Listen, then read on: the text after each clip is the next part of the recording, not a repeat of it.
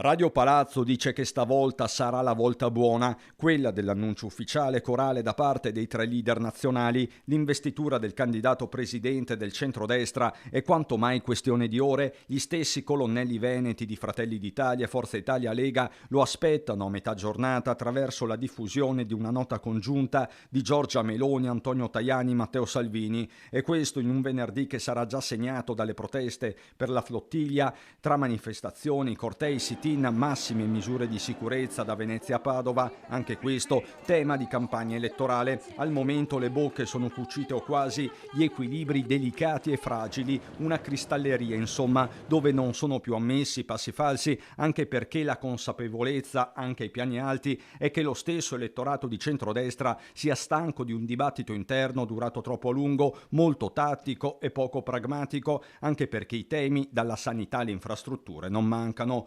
Quindi, fra poche ore, Giovanni Manildo, l'avvocato trevigiano capace di vincere su Giancarlo Gentilini, potrebbe avere il suo sfidante con Alberto Stefani, segretario veneto del Carroccio, dato in pole position e lanciato di fatto dallo stesso Salvini a Pontida. Colpi di scena non sono esclusi, ma a questo punto potrebbero scatenare il caos, non solo nell'alleanza a livello regionale.